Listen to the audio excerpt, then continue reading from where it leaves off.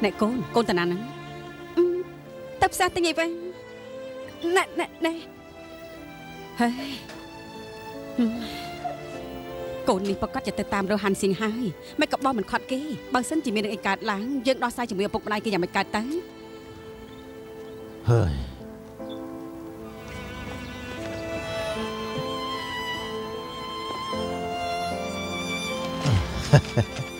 កូនស្រីយើងធំហើយគេមានមនុស្សដែលខ្លួនស្រឡាញ់អូនទៅហាមឃាត់គេធ្វើអីទោះជាឪពុកម្ដាយបង្កើតក៏មិនប្រកាសទៅហាមឃាត់គេបានដែរកុំថាឡើយពូនឹងវិញនោះ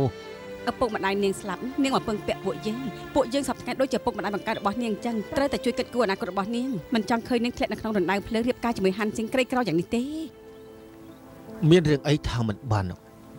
ហាន់ស៊ីងពេលនេះក្រមែនប៉ុន្តែថ្ងៃក្រោយគេមានឋានៈបុណ្យស័ក្តិភ្នែករបស់នាងគឺមើលមិនខុសទេជឿខ្ញុំចុះណាមិនខុសទេរឿងនេះលុះត្រាតែព្រះអាទិត្យរះពីទិសខាងលិចនិយាយឲ្យហើយចាស់កូនធររបស់យើងមិនអាចរៀបការជាមួយនឹងហាន់ស៊ីងបានទេមើលរូបរាងរបស់នាងទៅមើលសមជាព្រះរាជាឬម្ចាស់ក្សត្រីទៅវិញយ៉ាងហោចណាស់ក៏រៀបការជាមួយនឹងកូនប្រុសអ្នកមានដែរមាននឹងអីទៅរៀបការជាមួយហាន់ស៊ីងក្រីក្រយ៉ាងនេះនាងចង់ធ្វើជាមនុស្សក្នុងរាជវង្សចំពោះមុខមានឱកាសមួយដែរភ័យកុំនិយាយផ្ដេសផ្ដាសនៅស្រុកវៃស៊ីងអ្នកដែលមានប្រាក់មានអំណាចមិនខ្វះទេបានតែប៉ុណ្ណឹងខ្ញុំអរពេកណាស់ទៅហើយ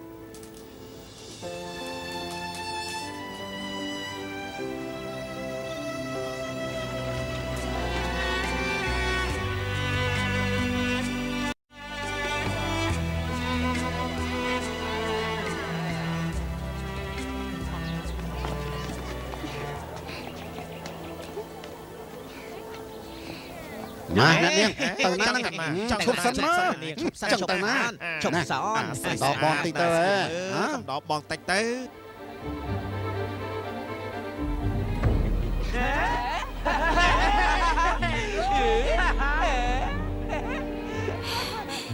ចាចាំមនុស្សចង់មកសៀតឯងនេះចង់ធ្វើអីហ្នឹងធ្វើអីពួកអញនិយាយទៅមើលតើយើងចង់ធ្វើអីទៅពួកអញនិយាយមកមើលតើយើងនេះចង់ធ្វើអីទៅខ្ញុំអត់ដឹងដែរខ្ញុំអត់ដឹងទេខ្ញុំឲ្យប្រាប់មកមើលមិនចង់ធ្វើអីទេលី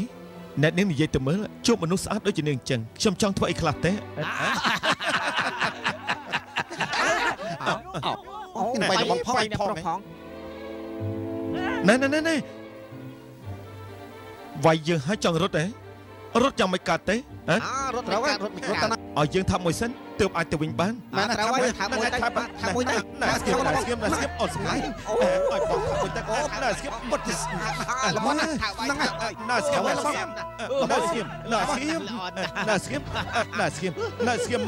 ថើបទៅរបស់ថាអញអ្នកក្លាហានកុំសម្រាប់ខ្ញុំអីរបស់ហាង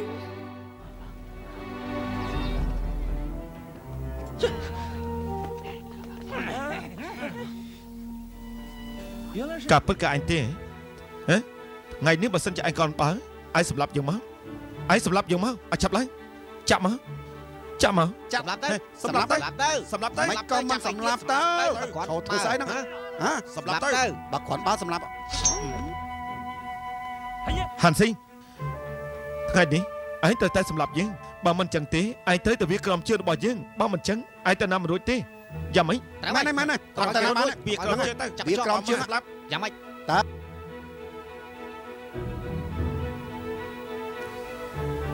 ហាន់ស៊ីងថ្ងៃនេះឯងត្រូវតែសម្លាប់យើងបើមិនចឹងទេឯងត្រូវតែវាក្រំជើងរបស់យើងរឿងនេះយើងនឹងបញ្ចប់ត្រឹមនេះមកឲ្យចាប់ឡើង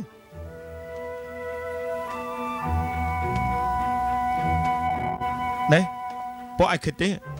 មនុស្សក្មេងកម្លាំងមកមុនមួយថ្ងៃកាន់តែដើរចុះដើរឡើងនៅតែពីមុខយើងតើសមដែរទេយើងប្រាប់ពួកឯងទេតាមពិតគេជាជនកំសាប់ម្នាក់មកសម្រាប់យើងមកឯងសម្រាប់យើងមកសម្រាប់យើងមកឆាប់ដកដើរទៅសម្រាប់យើងមកដកដើរទៅឯងមិនហ៊ានសម្រាប់យើងទេមកសម្រាប់យើងមកបើមិនសម្រាប់យើងទេហាន់ស៊ីងបើឯងមិនសម្រាប់យើងទេឯងវាក្រំជើងរបស់យើងមកឆាប់លូនមកឲ្យលឿនឡើងលូនមកឲ្យលឿន លូនទៅត្រូវហើយលូនណាគ្រាន់បើលូនទៅ លូនទៅ លូនមកលូនទៅ ឲ្យលឿនឡើងលូនមក លូនទៅ លូនមក ធ្វើធ្វើ បើឯងក្រោយបានលូនមកឲ្យឆាប់ឡើងឆាប់លូនមក លូនក្រុម ឲ្យ ជើ លឿ ង នឡើង ទៅ មិនក៏មិនឆាប់លូន មិនក៏មិនឆាប់លូនមក លូនទៅ លូនទៅលូនទៅហ្នឹងហើយណា បានសម ចឹង ហ្ម ទៅ ង ហ្នឹងហើយ លូនទៅលូនទៅអើយលូនទៅហាន់ស៊ីង ទៅ ចឹងបានលូន ចឹ ចឹ ង ង ចឹងបានសមអូដូចឆ្កែចឹង លូនមក លូនមក លូនមក លូន លូន គេ គេមក មក ឯងឆាប់លូនមក ចូលក្រុម លូន ជើ ក្រ ង ំ ទៅ ជើងយកមកឲ្យលឿនឡើង ចូលក្រុមជើង លូនមកឲ្យលឿនឡើងឆាប់លូនមក ជើង លូនមក អូនអីទៀត ចូល បើយើងមកកែនឹងលូនទៅ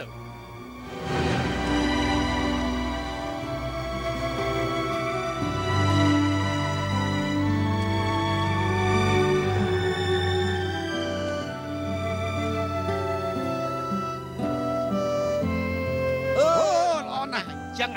ចឹងបានសមបានសម ហ្នឹងហើយ ហ្នឹងហើយ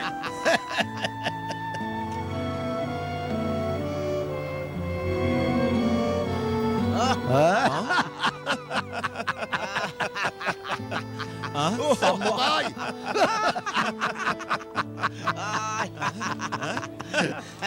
យ៉ាងម៉េចសមមុខទេ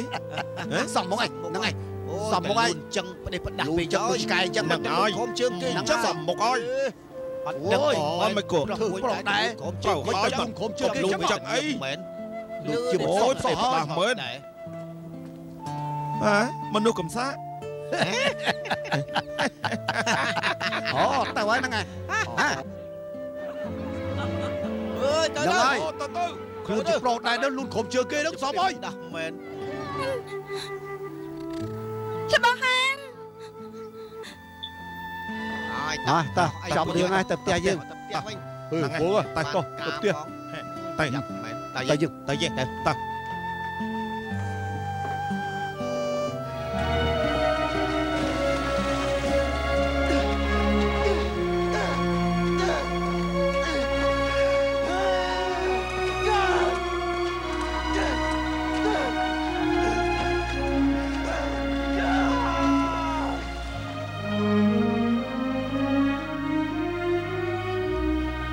អ៊ីងថង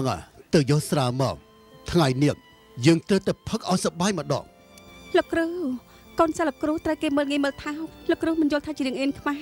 បែរជាសប្បាយចិត្តទៅវិញ ភ្នែករបស់យើង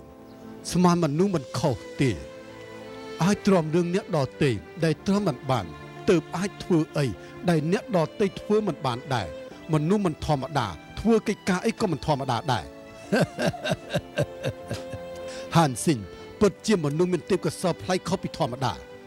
មិនយូរប្រមាណទេគេប្រកាសជាល្បីក្នុងពិភពគុណ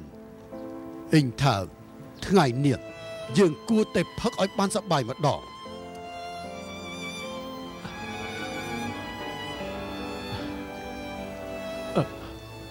ចូល មិនគួរជាហាមឃាត់កូនប្រុសរបស់យើងទេបានជាកូនប្រុសយើងអាម៉ាស់មកយ៉ាងនេះម៉ែក៏ដឹងដែរថាកូនពិបាកចិត្តដែរម៉ែក៏ពិបាកចិត្តដូចជាមជុលដោតជាប់នឹងបេះដូងអញ្ចឹងក្នុងលោកនេះតើមានម្ដាយណាមិនចង់ឲ្យកូនខ្លួនឯងរស់ដោយមានសេចក្តីក្លាហានឲ្យគេគោរពក៏ប៉ុន្តែក្នុងលោកនេះចង់ឲ្យរស់ដូចមនុស្សគឺត្រូវតាំងចិត្តអត់ធ្មត់ដែរ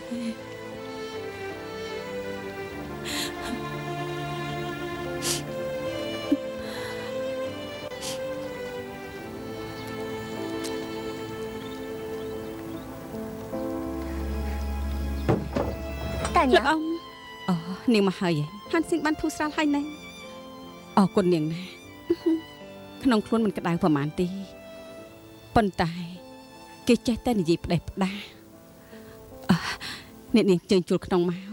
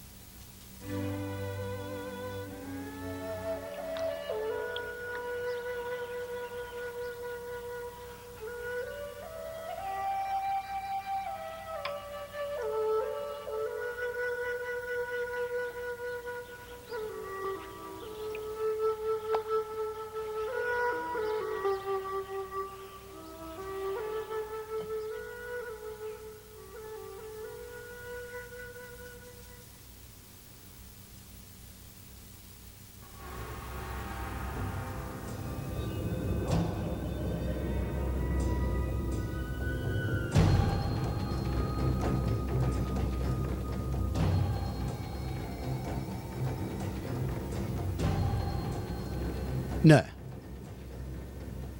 ស្រីទាំងនេះគឺជាស្រីស្អាតដែលពួកឯងរើសចេញមកហ៎ហ៎ លោកម្ចាស់ពួកខ្ញុំប្រឹងអស់ពីសមត្ថភាពពិតជារៀសរឹងរូតទាំងអស់នោះឮថាប្រកូនណាជ្រើសរើសស្រីស្អាតមួយតែងតែឲ្យស្រីអស់នោះរត់បើមិនចឹងទេបញ្ញាប់រៀបការនៅសល់តែស្រីប្រមាណអ្នកនេះប៉ុណ្ណោះ ឯងហ៊ុយ ណែអ្នកណាសុកចិត្តឲ្យកូនស្រីខ្លួនឯងទៅនៅរាជវាំងនោះម្យ៉ាងទៀតមិនដឹងថាជាសំណាងល្អឬក៏អាក្រក់ផងនឹងគ្រាន់តែបែកបាក់ បាត់បាត់ ពួកឯងទៅវិញពួកលោកក៏ចឹងដែរឆាប់ទៅវិញ អូបាត់ ឆាប់ទៅ ទៅហើយ អត់បានការពុតជាមនុស្សអត់បានការពុតជាអត់បានការមែនគ្រាន់តែប៉ុណ្្នឹងធ្វើការមិនកើតតើទុកចិត្តយ៉ាងម៉េចទៅគ្រាន់តែធ្វើការប៉ុណ្្នឹងមិនកើតទៅហើយទៅហើយ លោកម្ចាស់សូមលោកម្ចាស់ខំខឹងអីខ្ញុំមិនដឹងថាមានស្រីម្នាក់រូបសម្ផស្សស្អាតដូចជាបុប្ផាស្អាតលើគេបើសិនជាលោកម្ចាស់ឬនាងឲ្យចូលរាជវាំងប្រកាសជាធ្វើឲ្យប្រកូនណាសពប្រតិជាមិនខានទេ ឆាប់និយាយភ្លាមមកគឺជាកូនស្រីណា គឺកូនស្រីរបស់លីធីងឈិននៅណានឆាងឈ្មោះលីស៊ីអ៊ី អូហើយមែនហើយណែយើងក៏ធ្លាប់ឮដែរហេតុអីក៏យើងនឹកមិនឃើញសោះអញ្ចឹងហេតុអីទៅហ៎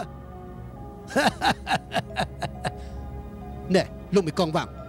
លោកឆាប់ទៅហៅលីចិនឈិនមកដែរភ្លាមក្រោយពេលដែលចប់កិច្ចការហើយនឹងលោកក៏មានស្នាដៃដ៏ធំធេងដែរដឹងទេណែឆាប់ទៅហៅភ្លាមមកឲ្យលឿនឡើង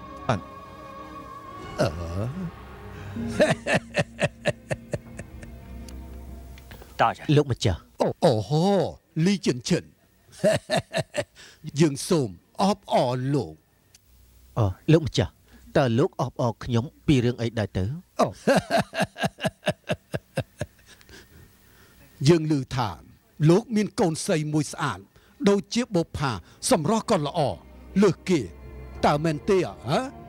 យើងចង់ជ្រើសរើសយកនាងចូលក្នុងព្រះរាជវាំងដើម្បីបម្រើព្រះរាជាបើសិនជាព្រះរាជាសពតិនឹងលោកក៏ខ្លាចទៅជាលោកឪពុកក្មេកដែរនេះគឺជារឿងមួយដែលគួរឲ្យត្រេកអរណាស់ហ៎ដល់ពេលនោះយើងនឹងមានការពឹងពាក់លើលោកច្រើនណាស់ដឹងទេ លោកម្ចាស់សូមកុំធ្វើបាបកូនស្រីខ្ញុំអីម្យ៉ាងទៀតកូនស្រីខ្ញុំស្អាតបាតត្រឹមត្រូវប៉ុន្តែនាងភ្ជាប់ពាក្យទៅហើយម្យ៉ាងទៀតកូនស្រីខ្ញុំនៅស្រុកស្រែធ្វើមិនទៅរៀបការជាមួយប្រកូនណានោះ ថាម៉េចលោកមិនយល់ព្រមហ៎ ខ្ញុំមិនអាចធ្វើតាមសំណុំពររបស់លោកម្ចាស់បានទេ តែផ្ដាស់ហ៊ានប្រឆាំងនឹងព្រះរាជបញ្ជាផងអាចបំរើព្រះរាជាបានជាសំណាងល្អរបស់គ្រួសារលោកតាំងពីជាតិមុនអ្នកដទៃគេចង់បានតែគេមិនទទួលបានផងយើងផ្ដល់កិត្តិយសឲ្យទៅលោកនៅតែមិនទាន់ដឹងខ្លួនទៀតឬក៏យ៉ាងម៉េចលោកនិយាយមក លោកម្ចាស់កូនស្រីខ្ញុំពិតជាភ្ជាប់ពាក្យជាមួយអ្នកផ្សេងមែនតាមច្បាប់មហាឆេងបើយើងផ្ដាច់ពាក្យខ្លួនឯងគឺត្រូវមានទោសណាស់ ភ្ជាប់ពាក្យជាមួយអ្នកណាហ៎អ្នកណាក៏ថ្លើមធំម្ល៉េះហ៊ានបញ្ចេញស្រីជាមួយនឹងព្រះរាជាផងហ៎ លីជីងឈិនឥឡូវនេះខ្ញុំប្រាប់លោកឲ្យបានច្បាស់ទៅលោកព្រមក៏ព្រមមិនព្រមក៏ត្រូវតែព្រមដែរយើងទុកពេល3ថ្ងៃឲ្យទៅលោកនាំលីស៊ីវអ៊ីងមកសាលាស្រុកបើសិនជានាងរត់បាត់ឬមួយក៏រៀបការជាមួយអ្នកផ្សេងយើងនឹងកាត់ទោសលោកភ្លាមហើយថាលោកនឹងប្រឆាំងជាមួយនឹងព្រះរាជបញ្ជាដល់ពេលនោះកុំថាលោកមេភូមិឬក៏មេក្រុមតូចតាចសូម្បីតែជីវិតរបស់លោកនោះក៏ថែរក្សាមិនបានផង លោកម្ចាស់ ហើយ មកសុំជួយចូលអ្នកទៀវសុំឆ្ងាញ់ឆ្ងាញ់ណាសុំជួយ កន្ទួតឆឹងស្ក ដូប៉ាសុំជួយសុំ លោកគ្រូឃ្លោកសម្រាប់ដាក់ថ្នាំនោះនៅណាដែរ អូយើងយកទៅទុកបាត់ហើយ មិនបានចេញចឹង ពួកយើងនឹងចាក់ចេញពីទីនេះ ថាម៉េចលោកគ្រូពួកយើងទៅណាហេតុអីត្រូវចាក់ចេញ ហើយសភាពការជ្រួលច្បល់នៅមិនបានសោកទេតំបន់នេះគ្មានអ្នកណាគ្រប់គ្រងបានទាំងស្រុងច្បាស់ជាមិនអាចការពារយើងបានម្ល៉េះហើយយើងគួរតែទៅរកកន្លែងឆ្ងាយបន្តិចអ៊ីងថាងទៅរៀបចំអីវ៉ាន់ទៅតិចទៀតយើងចេញដំណើរទៅតែម្ដង លោកគ្រូ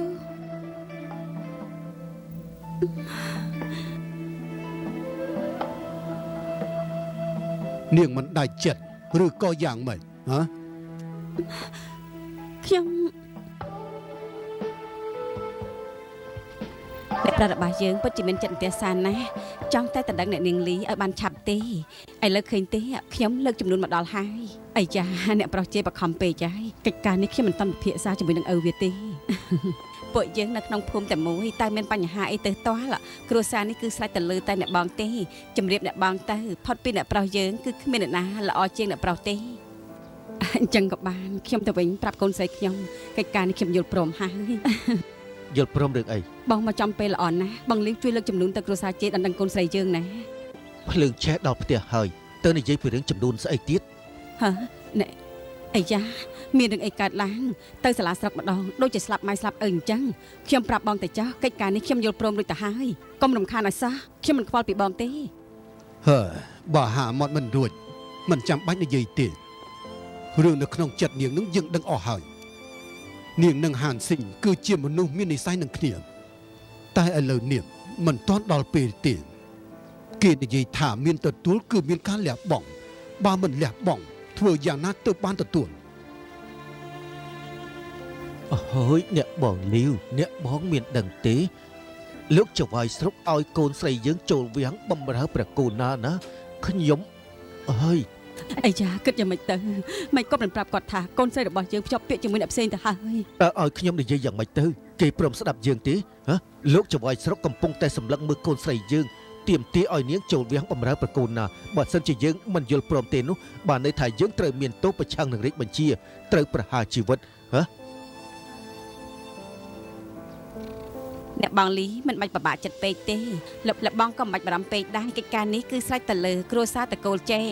លោកចៅវាយស្រុកជាមួយនឹងតកូលជេទោះជាយ៉ាងណាក៏ជាប់សាច់ជាប់ឈាមជាបងប្អូនទុកឲ្យលោកម្ចាស់ជេនិយាយជាមួយលោកចៅវាយស្រុកទៅជាការសាច់តើរឿងនេះដោះស្រាយបានទេប្រកាសជាបានខ្ញុំទៅវិញជម្រាបអ្នកប្រុសជេអ្នកទាំងពីរនៅផ្ទះចាំដំណឹងល្អពីខ្ញុំចឹង អូសូមអរគុណអ្នកបងលីវអរគុណអ្នកបងលីវហើយ កំពីសឹកនាងយកទៅឲ្យគេចោះហើយលាដំណើរជាមួយនឹងគេផងណែ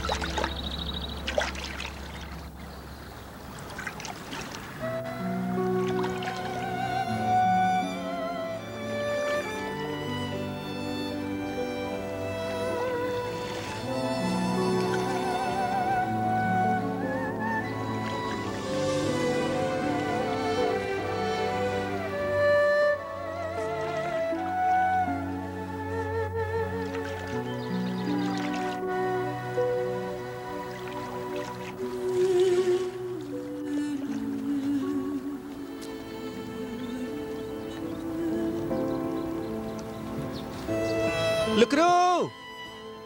បងស្រីអ៊ីងថៅ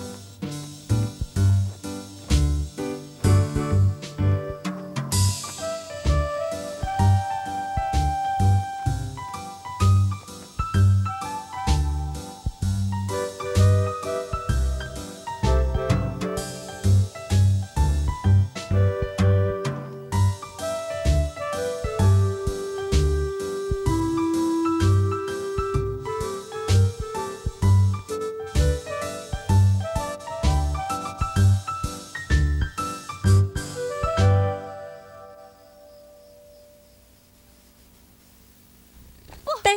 ខ្ញុំមិនព្រមទេ រឿងនេះមិនមែនស្រេចតែលើកកូនទេគ្រួសារតកូជេបានលើកចំនួនឲ្យម៉ែក៏ទទួលទៅហើយដែរម៉ែដឹងថាកូនស្រឡាញ់ហាន់ស៊ីងតែកុំសង្ឃឹមឲ្យសោះការជាមួយតែលបងហាន់ម្នាក់ប៉ុណ្ណោះក្រៅពីលបងហាន់អ្នកណាក៏ខ្ញុំរៀបការដែរជាពិសេសអាចោមសិទ្ធចៅយ៉ងនោះនិយាយតែផ្ដាស់គ្រួសាររបស់ហាន់ស៊ីងក្រក់គ្មានស្អីក្នុងផ្ទះគេធ្វើយ៉ាងណាអាចប្រៀបជាមួយនឹងអ្នកប្រុសជេបានគេសុកចិត្តលូនក្រោមជើងរបស់អ្នកប្រុសជេអ្នកណាក៏សើចអ្នកណាក៏គេមើងងាយដែរតែគួរឲ្យឈឺចាប់ទេផ្ដាស់មែន បានហើយកុំនិយាយច្រើនពេកបានទេ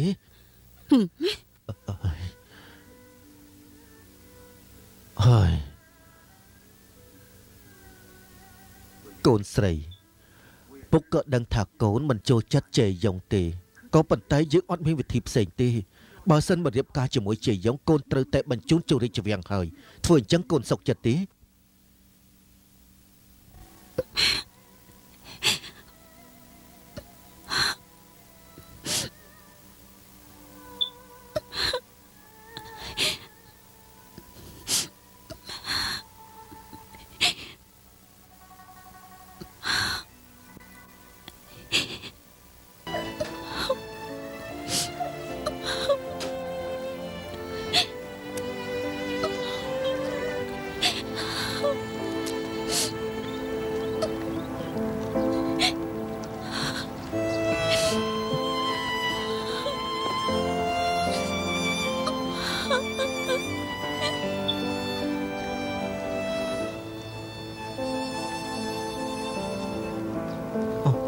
អរគុណម៉ែ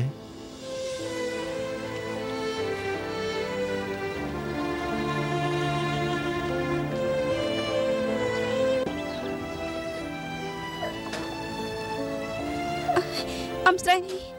លបងហាន់ទៀតទេ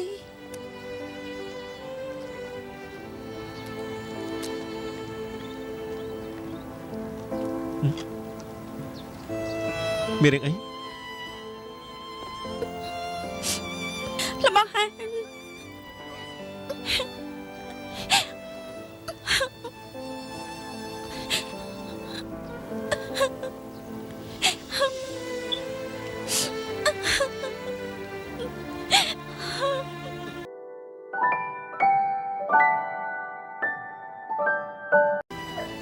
សំទោស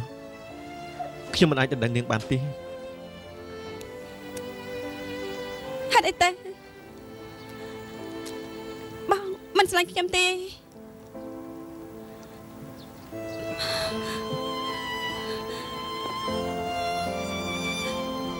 លបងហាន់បងនិយាយទៅលបងនិយាយទៅ ខ្ញុំមិនស័ក្តិសមនឹងនាងទេបើនាងមករៀបការជាមួយជ័យយ៉ុងនាងត្រូវតែបញ្ជូនចូលរាជវាំងគឺចូលរាជវាំងណានឹងធ្វើឲ្យនាងខកអនាគតអស់មួយជីវិត អូលេងខ្វល់ឡើយឲ្យតែបងព្រមទៅដឹងអូនអូននៅជាមួយបងពួកយើងរកកន្លែងណាមួយដែលគ្មានគេរកឃើញបងជួយរស់អូនទៅបានទោះជាហត់យ៉ាងណាក៏ដោយក៏អូនមិនខ្លាចដែរ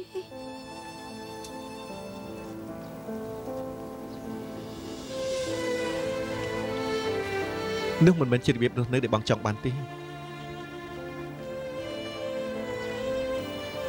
ចឹងបងចង់រស់នៅរបៀបណាឬក៏មានរូបអូនមួយហើយនៅមិនគ្រប់គ្រាន់មែនទេ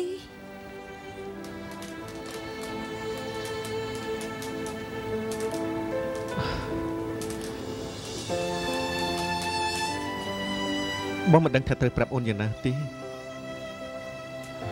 អូនទៅវិញចុះ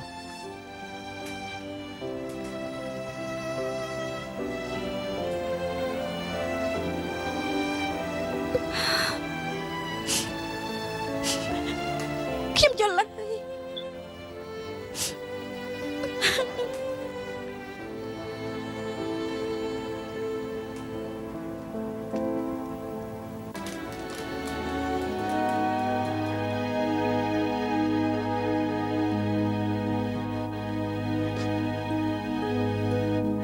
នាងគឺជាលាវសៀវអ៊ី គឺខ្ញុំមែនលោកម្ចាស់តាខ្ញុំស្អាតទេ អូ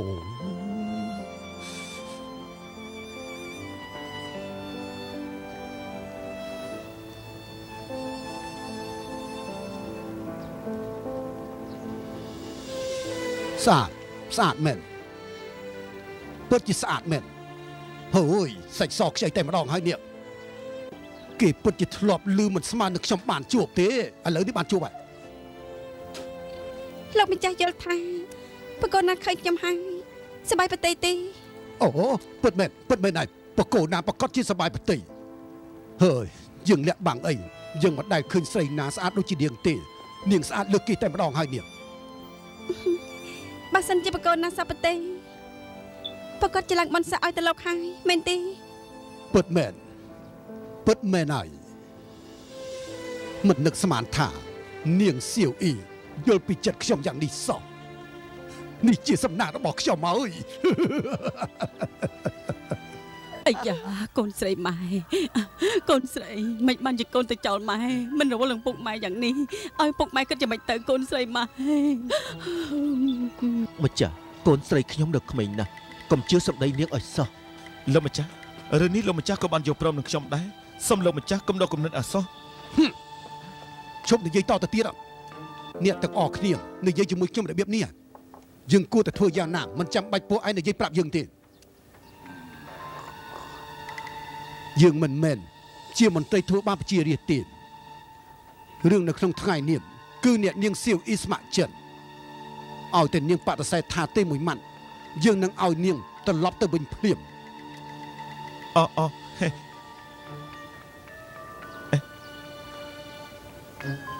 តែអ្នកស៊ីនាងគិតឲ្យបានច្បាស់ទេនាងរៀបការជាមួយខ្ញុំបើនាងរៀបការជាមួយខ្ញុំថ្ងៃក្រោយរឿងអីក៏ស្ដាប់តាមនាងដែរខ្ញុំពិតជាណែស្រឡាញ់យ៉ាងមែន អូកូនស្រីកូនកុំល្ងងពេកនៅក្នុងវាំងមិនមែនជាកន្លែងពួកយើងរស់នៅទេយើងគ្មានសម្លឹងបែបនេះទេត្រូវគិតដល់ចិត្តម្ដាយផង អីកូនស្រីកូនត្រូវគិតឲ្យបានច្បាស់លាស់ណា មែនហើយ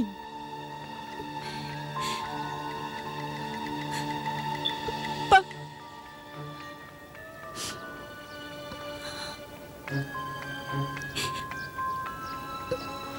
ម៉ែ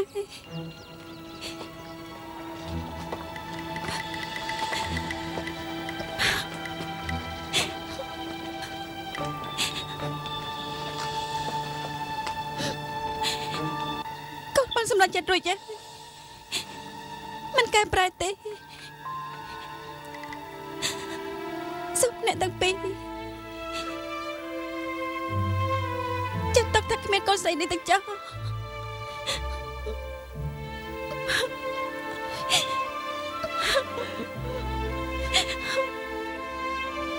ប្រហែលថ្ងៃនេះឯងមើលខាក៏ត្រូវឲ្យបានស្រួលបួលកុំឲ្យប្រហែលអសោះ បាទមន្ត្រីចង្រៃមកសម្រាប់យើងមកបើគ្រាន់បើសម្រាប់យើងមកអាចង្រៃបើគ្រាន់បើសម្រាប់យើងទៅសម្រាប់មកឯងសម្រាប់យើងទៅ សម្រាប់ឯងស្មានតែថ្ងៃណាស់ទៅយើងនឹងមកជួនឯងទៅសៀងយ៉ាងទទួលស្នាដៃតែគួរស្ដាយណាស់យើងចាំបងប្អូនឯងមកជាប់អន្ទាក់តែគេមិនព្រមមកហេតុនេះហើយ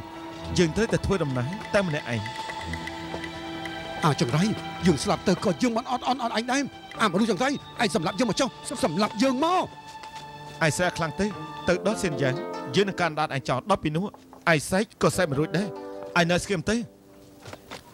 dạ mấy giờ tới ấy ចឹងไรយើងនឹងសម្លាប់ឯងយើងនឹងសម្លាប់ឯង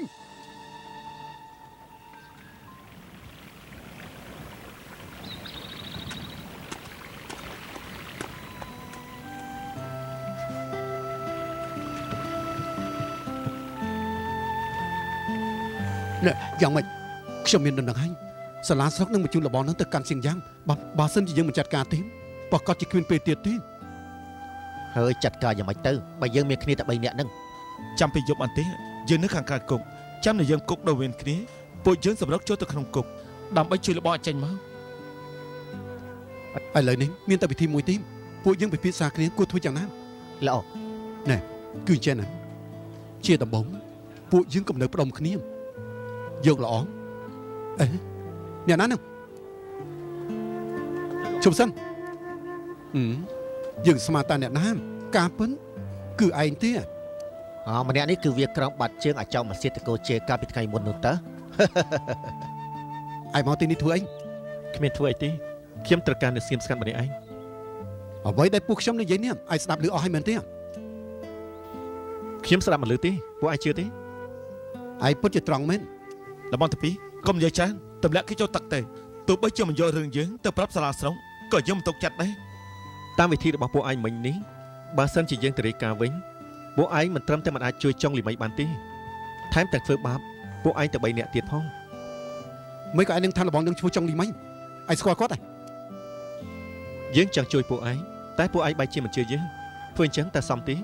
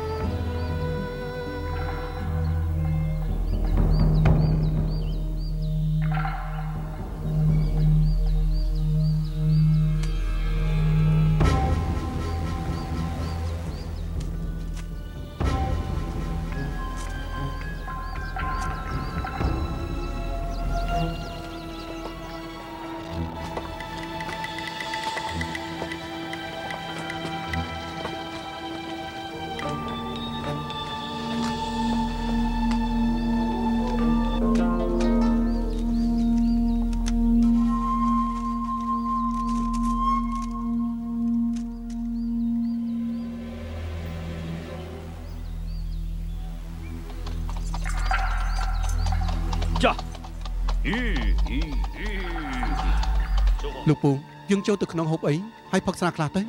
អូប្រសើរណាស់មកយើង អ៊ី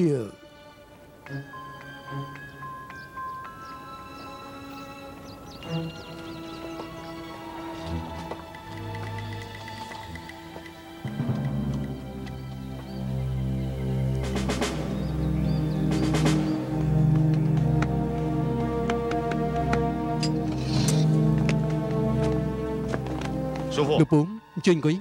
អូល្អល្អ សូមអញ្ជើញ មកអង្គុយទៅ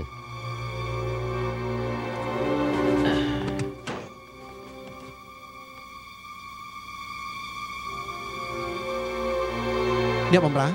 យកស្រាមកប៉ាន់មកហើយសាច់3ចានផង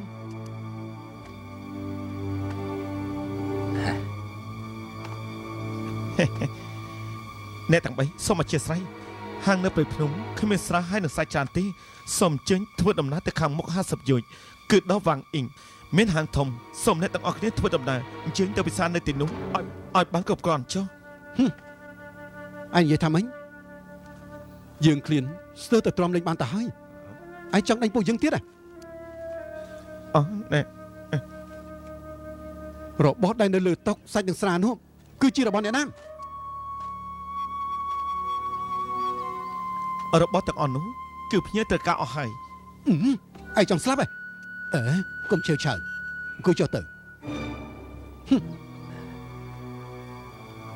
អ្នកលួងយើងគ្រាន់តែដើរកាត់នេះដោយចៃដន្យមិនមែនជាចោលប្លន់ទេពួកយើងគ្រាន់តែហូបបន្តិចបន្តួចយើងនឹងធ្វើដំណើរទៅភ្លាម អូបានសូមអ្នកទាំង3រងចាំមួយផ្លែតចុះសាច់គោ3ចានស្រា1ប៉ាន់ ហេតុអីទៅលបងហាន់មិនបានប្រាប់យើងពីបញ្ហានេះទេណា ព ពួកគេដូចជាមិនមែនមនុស្សរាជការហើយម្យ៉ាងទៀតពួកគេធ្វើដំណើរខុសទិសដៅមិនមែនមករករឿងពួកយើងទេ បាទ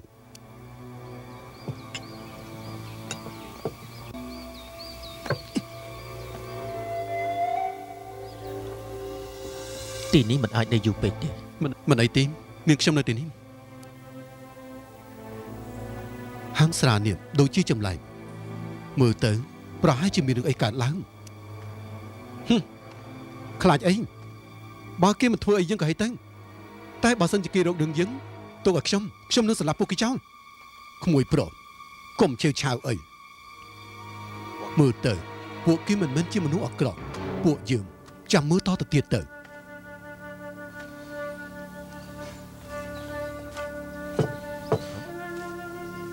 អ្នកទាំងបីសូមជឿពិសា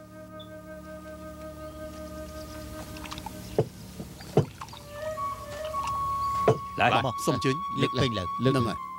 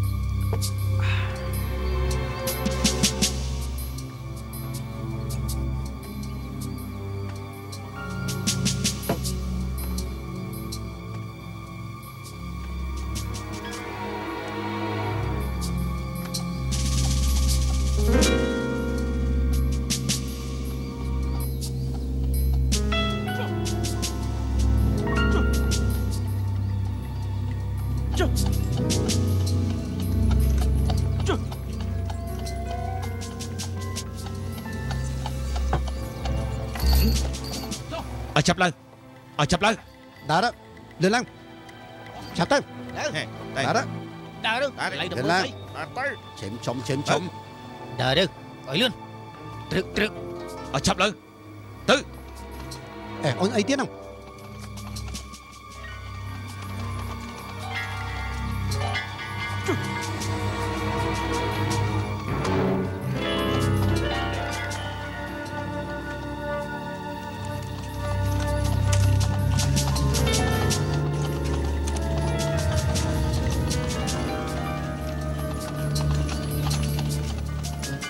ទៅ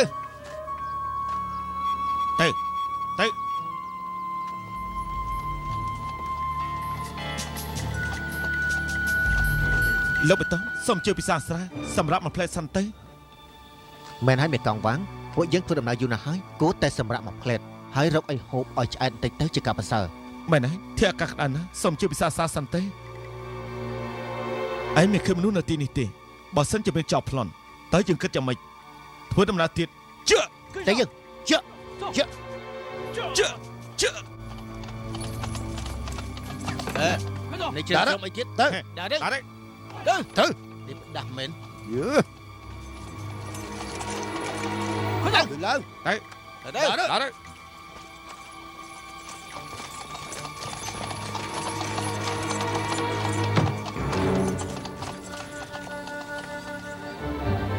នេះពួកគេតបាត់ហើយតើគិតយ៉ាងម៉េចទៅ របស់ហានបាននិយាយហើយពួកគេលោចិត្តយើងទេមិនអីទេ